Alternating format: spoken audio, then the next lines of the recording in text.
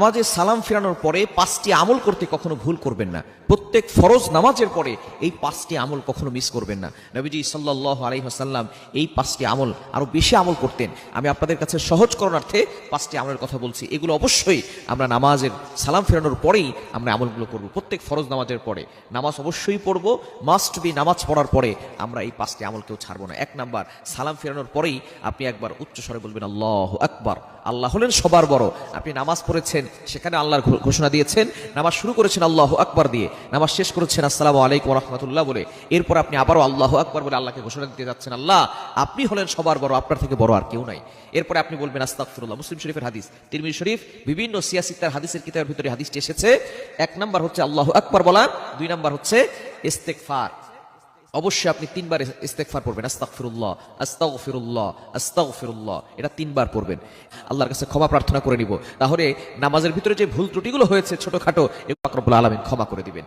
3 number হচ্ছে এই হাদিসের ভিতরে এসেছে, এই দোয়াটা নবী সাল্লাল্লাহু আলাইহি ওয়াসাল্লাম পড়তেন। ইস্তেগফার 3 বার পড়ার পরে তারপরে বলতেন আল্লাহুম্মা আনতাস সালাম ওয়া মিনকাস সালাম তাবারাকতা ইয়া জাল জালালি ওয়াল ইকরাম।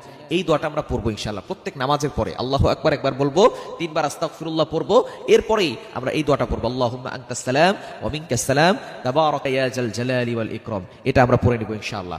এরপরে হচ্ছে আমরা 4 নম্বরে আয়াতুল কুরসি পড়বো। নামাজের পরে আয়াতুল কুরসি অবশ্যই পড়বেন। 5 ওয়াক্ত নামাজের পরে আয়াতুল কুরসিটা পড়ে নেবেন, কেননা নবীজি সাল্লাল্লাহু আলাইহি ওয়াসাল্লাম জানিয়ে দিয়েছেন মান ক্বারা আয়াতাল কুরসি ফি দুবুরি কুল্লি সালাতিন মাকতুবা লাম ইয়ামনাহু মিন দুখুলিল জান্নাহ ইল্লাল মাউত। অবশ্যই যে ব্যক্তি 5 ওয়াক্ত নামাজের পরে আয়াতুল কুরসি পড়ে, ওই ব্যক্তির মৃত্যু হতে দেরি সাথে সাথে আল্লাহ পাক রব্বুল আলামিন তার কবরখানা জান্নাতের বাগান বানিয়ে দেন। অর্থাৎ কবরে দেওয়ার পরেই মৃত্যু শুধু তার বাকি থাকে, একটা দেয়াল হিসেবে থাকে। মৃত্যু হতে দেরি, ইন্তেকাল হতে দেরি, আল্লাহ পাক রব্বুল আলামিন সাথে সাথে তার কবরখানা জান্নাতের বাগান বানিয়ে দিবেন, সে জান্নাতে ঢুকে যাবে। এজন্য অবশ্যই 5 ওয়াক্ত নামাজের পরে আমরা আয়াতুল কুরসি কখনো মিস করব না।